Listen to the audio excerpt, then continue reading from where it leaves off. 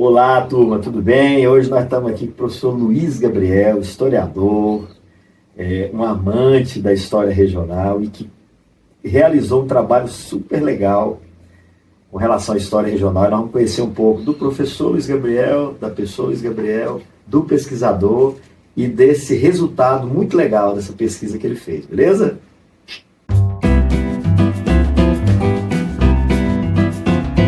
Luiz, obrigado pelo Eu que convite, agradeço, estar aqui trocando essa ideia com a gente. E você apresente aí para a nossa turma. Bom, eu me chamo Luiz Gabriel, sou professor de História, tenho graduação em História, me formei na UFMS, na cidade de Corumbá, lá no Mato Grosso do Sul, História, de onde eu vim do Mato Grosso do Sul, sou de lá. Né? E fiz o mestrado na cidade de Dourados, na UFGD. E em 2017 foi quando eu me mudei para cá, definitivamente, né? Meus pais já moravam aqui. Então, desde então, a gente está aqui no Mato Grosso e a minha área de pesquisa mesmo, de dedicação, é história do período imperial. Eu me concentro na região sul do Mato Grosso. Mas de uns 2, 3 anos para cá, eu tenho analisado aqui a nossa região de Barra do Garças, né? E tem sido para mim uma experiência muito bacana, porque como a gente gosta muito de história, né? Então é bacana a gente ter esse apego com o lugar. E eu sempre pensei nisso, né? Inclusive, uma das coisas que me motivou a fazer história é justamente conhecer a memória do lugar onde eu vivo. Né? E hoje eu tenho vivido nessa região, então é mais do que justo que eu pesquise essa região. Né? Então nós estamos dedicando aqui. E está lá em Água Boa, né? Exatamente. Trabalha em Água Boa. Qual a escola lá que você está? Na escola militar, escola estadual militar, isso. Ah, legal. E aí, Luiz, essa ideia de a gente valorizar a memória, né? A história como ponto de convergência para nós nos reconhecermos, né? Identitariamente, de onde viemos, né? No sentido dessa diversidade que a gente está inserido. E você, então, mergulhando nessa regionalidade, né? Você fala, veio do Mato Grosso do Sul, trabalhava com história imperial, especificamente lá da região, e de repente vem para cá, começa a conhecer as histórias locais, e não tem como não se apaixonar na história do Vale do Araguaia, né? Exatamente. Porque é típica, é algo de muita curiosidade, muita de fatos únicos, né? Então a gente tem muita coisa que nos leva a cada passo que a gente dá, a gente conhecendo um pouquinho mais a história desse local da região do Araguaia, a gente se apaixonar pelo lugar, né? Mas aí, você ministrando aula lá em contato com os adolescentes, enfim, com os alunos, você tem a oportunidade, a partir de um edital da FAPEMAT, e ali starta em você essa fase que você viveu nesse período. Então, como é que foi essa questão de ter acesso a esse edital da FAPEMAT? Isso, exatamente. Ano passado, 2023, no início do ano, a gente recebeu na escola o anúncio do edital, né, da FAPEMAT, que é um programa muito interessante, diga-se de passagem. Eu acho que a ideia de você incentivar a pesquisa na escola, eu acho uma das coisas fundamentais para a escola brasileira, né? E essa é uma iniciativa da Secretaria de Ciência e Tecnologia do Estado, junto com a SEDUC, de financiar pesquisa nas escolas estaduais. Então, quando eu vi aquele edital, eu falei, poxa, vamos tentar propor alguma coisa. E eu conversei com 3 alunas, né? A aluna Tainara Lopes, a aluna Lara Beatriz e a Rafaela Vitória, que são do ensino médio lá da Escola Militar de Água Boa. E elas toparam, e eu submeti uma proposta de fazer uma pesquisa sobre a expedição Roncador Xingu e a Fundação Brasil Central entre 1943 e 1967, pegando esse recorte aí que é os anos de existência, né, da Fundação Brasil Central. E graças a Deus o edital, a proposta foi aprovada, nós recebemos o financiamento, as alunas bolsa para fazer essa pesquisa, e nós fizemos ao longo de... começamos a partir de julho de 2023, estamos concluindo, estamos na fase bem de finalização já desse trabalho, e foi um tempo muito bom, porque a gente descobriu bastante coisa, sabe? Fizemos um levantamento bibliográfico muito grande, e nessa tarefa assim, de fazer esse levantamento bibliográfico, a gente descobriu coisas que a gente não tinha nem ideia, sabe? Então foi muito bacana, e o resultado disso tudo está para ser publicado, né, num almanaque que nós organizamos, escrevendo, né, os resultados da pesquisa nesse almanaque, de forma a contribuir tanto com as escolas e com o público em geral. A história local agradece, né, primeiramente, um trabalho desse. Primeiro, o que ele tem um diferencial? É o encontro de um professor com jovens. Isso, né? Então, é estimular o exatamente. jovem. Eles, junto com você ali coordenando e junto, eles pesquisam, eles levantam, eles analisam, eles promovem a valorização da memória, Exatamente. Eles vão atrás de informações que estavam adormecidas. E como a gente havia falado aqui antes, a história local, ela carece ainda, né, de academicismo, vamos dizer assim, né? Então, da metodologia baseada na pesquisa, organizada. Então, como você falou, você pesquisou, né? Inicialmente na internet, você joga a Fundação Brasil Central, a Expedição Gadot Xingu, tem muita coisa. Mas mais de caráter jornalístico, assim, né? Ou de apresentações curtas e tal.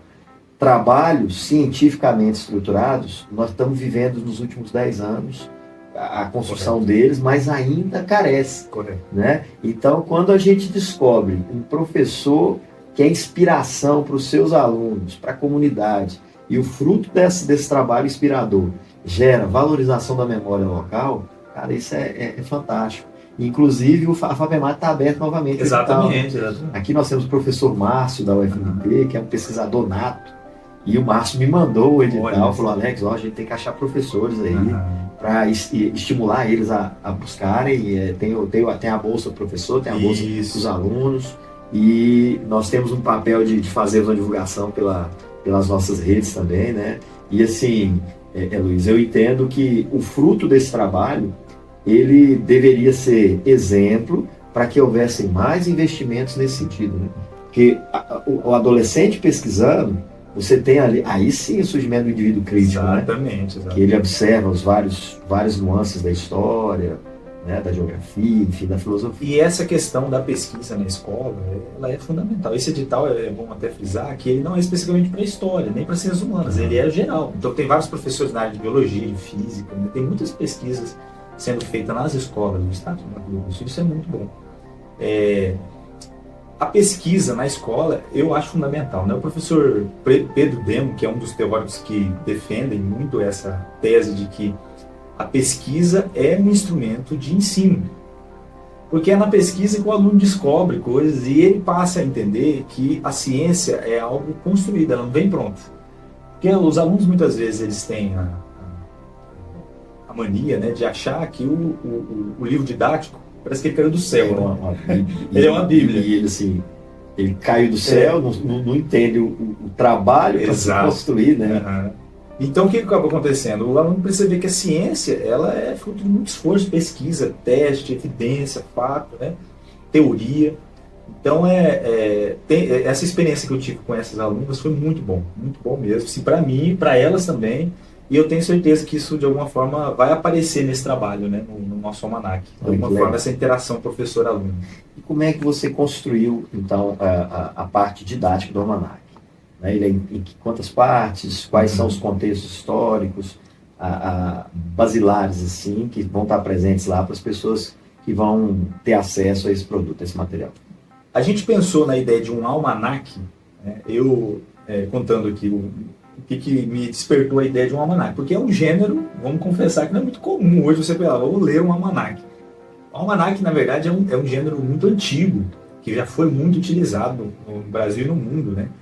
No século XIX no Brasil era comum você ver almanaque de várias coisas, né? Mas de um tempo para cá é um gênero um pouco utilizado. Mas eu estava em Água Boa certa vez numa biblioteca lá e encontrei um almanaque de comemoração de 50 anos do Parque Indígena do Xingu. E eu comecei a folhear aquele almanaque e ele trazia várias informações muito interessantes e ao mesmo tempo uma linguagem muito acessível. Semelhante a um livro didático, né? E aquilo me despertou, eu falei, poxa, eu poderia escrever um almanaque sobre a expedição do Gadot Xingu, né? Então, essa foi a ideia de tornar o conhecimento histórico sobre esse evento, né, tão importante aqui para a história da região, mas também do Brasil, porque a década de 40 até 60 foram fundamentais para a construção do Brasil moderno que nós temos hoje, né? Então a gente propôs a configuração do texto, do resultado da pesquisa, em forma de almanaque. E a gente estruturou da seguinte maneira, são 5 capítulos, né? O primeiro capítulo a gente faz uma contextualização histórica do processo ali da década de 40 e 50, né? Da integração nacional, né? Que é interessante a gente observar que perpassou vários governos, começa com Vargas, de uma forma mais programada, digamos assim, mas ele passa por Getúlio, pelo próprio Eurico Gaspar Dutra, por Juscelino Kubitschek, perdão, e vai até o período da ditadura militar. Ele perpassa vários governos, né? Um projeto sistemático no Brasil. E então a gente faz no primeiro capítulo a contextualização desse momento aí. No segundo capítulo a gente vai tratar da Fundação Brasil Central, fazendo uma espécie de história desta empresa pública que foi muito difícil escrever esse capítulo, porque a Fundação Brasil Central colocou tentáculos em todo canto do país, né? Mas assim, ficou bom e dá para o leitor ter uma noção muito boa do que foi essa fundação, né? A Fundação Brasil Central, que existiu até 1967 no Brasil, depois ela foi extinta e foi transformada na SUDECO, né? Superintendência de Desenvolvimento. Espólio. E o terceiro capítulo é o capítulo que nós vamos contar o processo mesmo da expedição Roncador do Xingu, né? Então a gente usou para escrever o terceiro capítulo principalmente fontes mesmo primárias. Então a gente pegou o Diário dos Vilas Boas, né, que é um texto muito bacana também, e do Acari Passos, que foi um dos expedicionários que participaram das expedições de vanguarda, e eles narram, né, os detalhes de como que foi esse processo. Então o capítulo mais extenso é o capítulo 3, e ele vai descrever ali os detalhes de como foi a saída do pessoal aqui da região de Barra Cuiabana, né, Barra Goiana, que era a região aqui, a denominação antiga de Aragarças, né, de onde partiram os expedicionários, e a gente conta os detalhes, como foi chegar até o Rio das Mortes. Depois, em 1945, eles partiram do Rio das Mortes para ir até o Xingu. A gente conta esses detalhes, como funcionava ali o dia a dia, né? Quem conta a abertura das estradas, né? Como que era a organização ali desses homens que iam andando no meio do mato, abrindo picada. Do Rio das Mortes para frente, eles vão entrar em contato com algumas etnias indígenas, né? Então esse é o capítulo 3. No 4, a gente vai dar um foco nas etnias indígenas que viviam nessa região.